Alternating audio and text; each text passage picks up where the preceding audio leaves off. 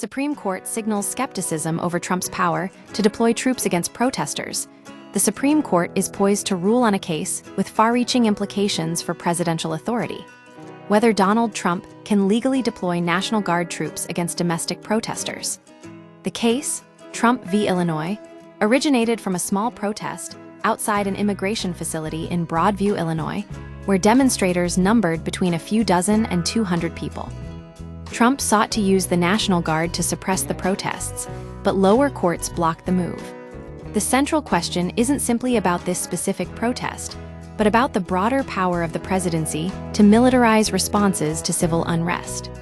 The court's initial skepticism, signaled in an October 29 order, suggests it may not rubber-stamp Trump's aggressive legal arguments. Instead, the justices have unexpectedly focused on a technical point: the meaning of regular forces in a federal law governing the deployment of troops. The unexpected shift in focus, the Trump administration, initially argued that the president has absolute authority to deploy the National Guard in situations it deems necessary. However, the court bypassed these claims, demanding clarification on whether regular forces refers to the standing U.S. military, Army, Marines, etc., rather than civilian law enforcement. This shift suggests the justices may be hesitant to grant Trump unchecked power.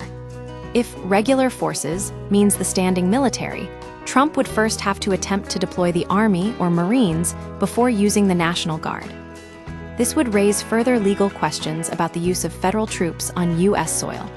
Historical context and the Posse Comitatus Act, the debate over regular forces, touches on centuries-old concerns about the militarization of domestic law enforcement. The framers of the Constitution feared a standing army, preferring state militias. Over time, this evolved into the modern National Guard, intended as a secondary force under state control. The Posse Comitatus Act, dating back to 1878, generally prohibits the use of the military for domestic law enforcement.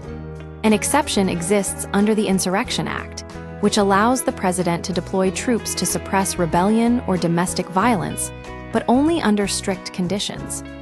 The Insurrection Act and potential legal battles, the Trump administration could attempt to invoke the Insurrection Act if the court rules against it in Illinois.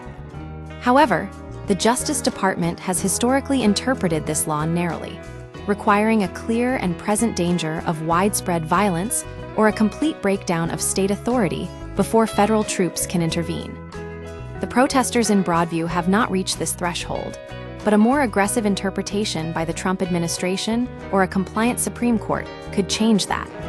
What this means for the future: the court's decision will likely delay, rather than resolve, the question of presidential authority over domestic unrest.